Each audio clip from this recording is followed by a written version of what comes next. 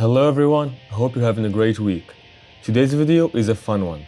With the release of Sonic the Hedgehog 3 around the corner and the introduction of the fan favorite Shadow, I thought it was the right time to go back all the way when he was first introduced and discuss the reasons and circumstances surrounding his creation. So buckle up and let's get going. Shadow the Hedgehog's first ever appearance was in Sonic Adventure 2. Released in 2001 for Sega's Dreamcast. His first introduction can happen in two ways. As you can see, the game had two campaigns, a hero story and a dark story, each with its own set of levels and narrative. If the player starts with a dark story, Shadow's first appearance will be in a cutscene, where after having infiltrated a military base to find the ultimate life form, Eggman discovers Shadow in a status pod and awakens him. Shadow introduces himself and demonstrates his power by easily defeating the military forces. But if the player starts with the hero story, which I think most people did, Shadow will first appear in front of Sonic, who has just destroyed a Bigfoot mech.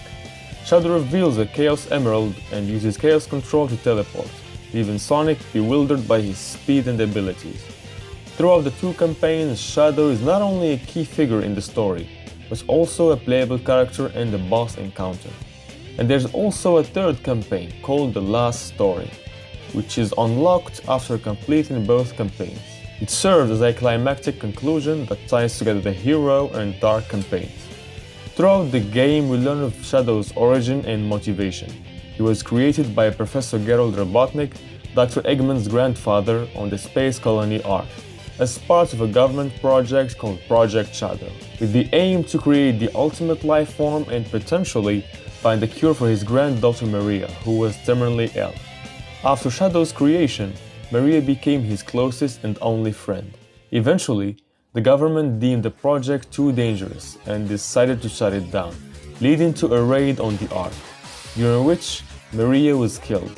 Before her death, she asked Shadow to protect humanity and give them a chance to be happy. These events were Shadow's main drive for vengeance against humanity, believing that destroying the world would fulfill Maria's wish. By the end of the game, he comes to the realization that all she wanted was for him to protect humanity, not destroy it. Shadow was created by both Takashi Iizuka and Shiro Maekawa. Takashi Iizuka is a prominent game designer and director at Sega. He began his career in the early 90s. Initially, he worked on level design for Sonic the Hedgehog 3 and Sonic & Knuckles. Eventually, he became key member of Sonic Team, Sega's development team responsible for the Sonic franchise. He also played a significant role in the development of Sonic Adventure and its sequel Sonic Adventure 2. Shiro Maekawa, on the other hand, is a writer and game designer who has worked on several Sonic games. Maekawa is known for his storytelling abilities and has contributed to the narrative development of several Sonic games, including Sonic Adventure and Sonic Adventure 2.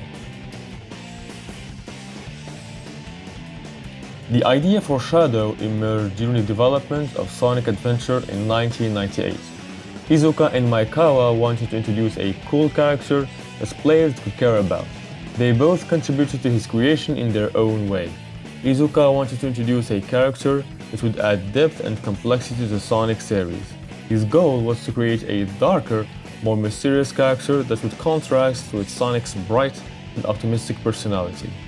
Maekawa also played a crucial role in developing Shadow's backstory and personality. His aim was to create a character that players could find emotionally engaging and intriguing. His work on Shadow's narrative helped add a new layer of depth to the Sonic series. Their collaboration on the creation of Shadow for Sonic Adventure 2 was a significant success, leading to his continued presence in the series. Although Shadow was initially intended to appear only in Sonic Adventure 2, his popularity among fans led to his inclusion in the majority of games which came after, including Sonic Heroes in 2003, in which Shadow plays a key role as part of Team Dark, alongside Rouge the Bat and Omega searching for answers about his past. 2 years later, in 2005, Shadow the Hedgehog came out. This spin-off game focuses on Shadow's quest to uncover his origins and features multiple endings based on player choices. After that, in 2006, Sonic Riders came out. It is a racing game in which the players can take control of Shadow and many other characters. And in the same year, Sonic the Hedgehog was released. In this one, Shadow is a central character, with his own storyline involving time travel and battling Mephiles the Dark. 5 years later, in 2011, Sonic Generations came out. In this game, Shadow is a rival boss, not a playable character. 6 years after that, Sonic Forces was released.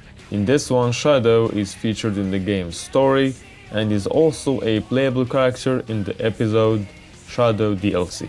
3 years after that, in 2019, the kart racing game Team Sonic was released. In this game, Shadow is a playable character much like the other ones.